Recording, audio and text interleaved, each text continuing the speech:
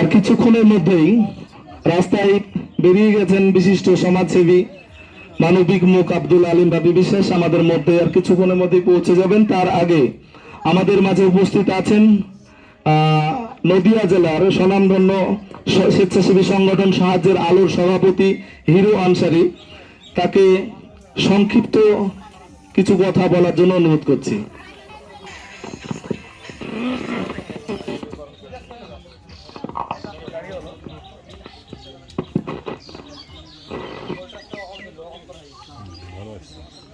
আমি হলাম সাহায্যের আলো করিমপুর নদিয়ার সংস্থার সভাপতি হিরো আনসারি। আমাদের সাহায্যের আলো সংস্থার কাজ হচ্ছে রক্তদান এবং অসহায় মানুষের পাশে দাঁড়ানো। তো এই সংস্থাকে আমাদের উদয়ের পথে মানবিক সামাজিক সংগঠন উদয়ের পথের যে আপনার হচ্ছেন আব্দুল আলিম বাপি বিশ্বাস এবং আমাদের খুব কাছের ভাই ফরিদ আনসারি, তার কথায় আমরা এখানে এসেছি।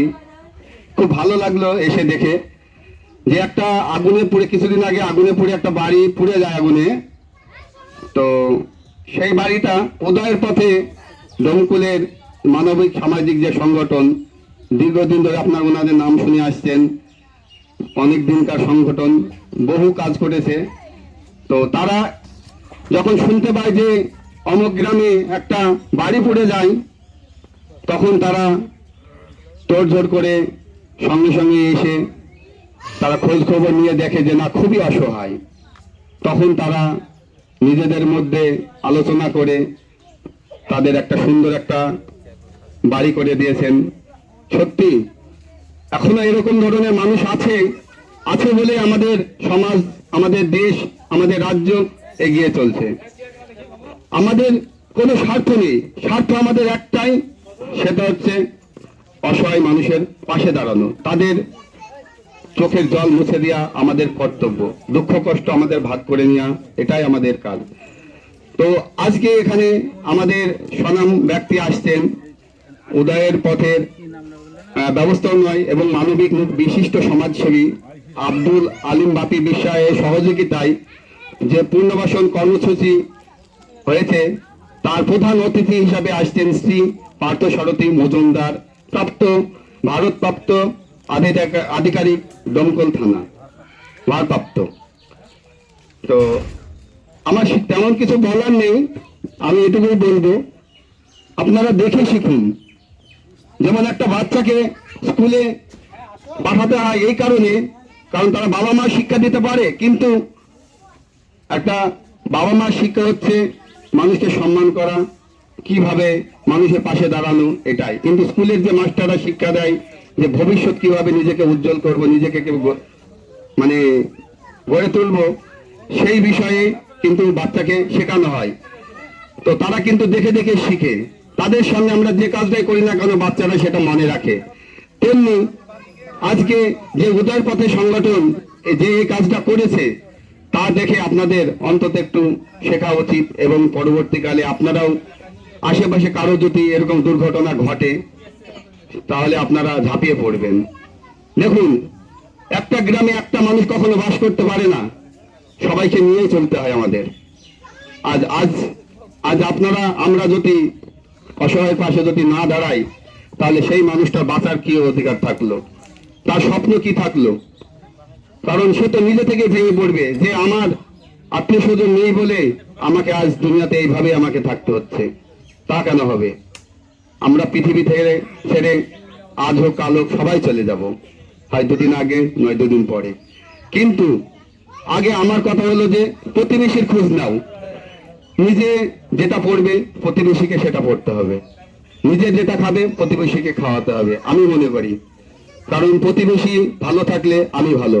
একটা জিনিস চিন্তা করেন, আপনি রাত্রিতে শান্তি করে ঘুমাচ্ছেন এসি ঘরে, কিন্তু পাশের বাড়িতে একটা বাচ্চা ছেলে কান্না করছে অত রাত্রিতে, তখন আপনি মোবাইলে গান চালিয়ে দিলেন বা বক্সে গান চালিয়ে দিলেন যে বাচ্চার কান্নার আওয়াজটা আসছে এই জন্য, কারণ আপনার বিরক্ত লাগছে, বা জানলা দরজা লাগিয়ে দিলেন। কিন্তু তখন যদি আপনি যদি আপনার বিবেককে কাজে লাগিয়ে যদি বাইরে বেরিয়ে পড়েন যে বাচ্চাটা কেন কাঁদছে এত রাত্রিতে, এসে তখন যদি বাইরে বেরিয়ে এসে যদি দেখেন, তার বাড়িতে যদি খোঁজ নেন যে বাচ্চাটা কাঁদছে এই জন্য কারণ বাচ্চার বাবা মা দুধ কিনতে আজকে পয়সা পায়নি, সেই জন্য বাচ্চাটা কান্নাকাটি করছে, কিন্তু বাচ্চার মা তাকে মুখে শুধু জল দিচ্ছে, জল। কারণ জল দিয়ে কখনো বাচ্চার পেট ভরা যায় না, কারণ তার প্রয়োজন দুধ। তখন আপনি যদি দেখেন যে না আমার ফ্রিজে দুধ আছে, আমার ফ্রিজে অনেক কিছু খাবার আছে বাচ্চার, সেই খাবারটুকু নিয়ে যদি দেন আপনি, বাচ্চাটা খেলো, বাচ্চাটা চুপচাপ হয়ে গেল, আপনি তখন শান্তিতে ঘুমাতে পারবেন। কিন্তু আপনার যদি বিবেক যদি না থাকে, আপনি কিসের মানুষ? আপনি শান্তিতে ঘুমাবেন, পাশের পরিবেশ, পাশের প্রতিবেশী অনাহারে মরবে, অনাহারে দুঃখে দিন কাটাবে, তাহলে আপনি কিসের মানুষ? আপনার মধ্যে মানুষত্ব কোনো বোধ নেই। পৃথিবীতে সবকিছু তৈরি করতে হয় না, কিন্তু মানুষ জন্ম নিলে মানুষকে মানুষ হিসেবে তৈরি করতে হয়। তো যাই হোক, বেশি কিছু বলবো না, সবাই আছে এখানে, গুণীজন ব্যক্তি আছেন, আমাদের চলো অসহায় পাশে দাঁড়াই, আমাদের জলঙ্গি যে সমাজসেবক আপনারা নাম শুনেছেন, খুব ভালো কাজ করে, এবং কিছুদিন আগে ইনারাও একটা কাজ করলেন সত্যি অসাধারণ।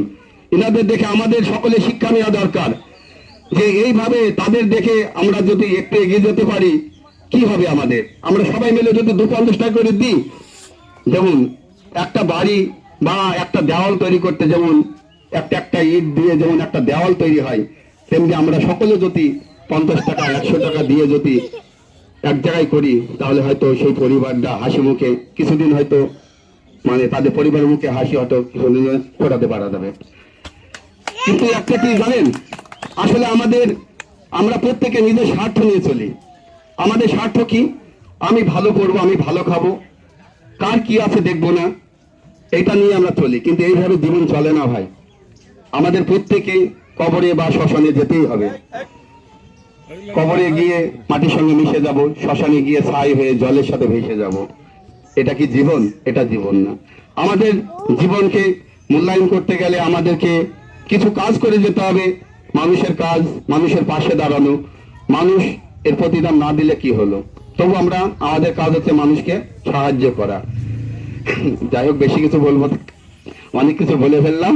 তো আমাদের ছোট ভাই আছেন যে ফরিদ আনসারী, উদয়পথের সম্পাদক বা সেক্রেটারি, ওনার কাজকর্ম আমার খুব ভালো লাগে, এবং ওনাকে আমি অন্তত গুরু হিসাবে মানি।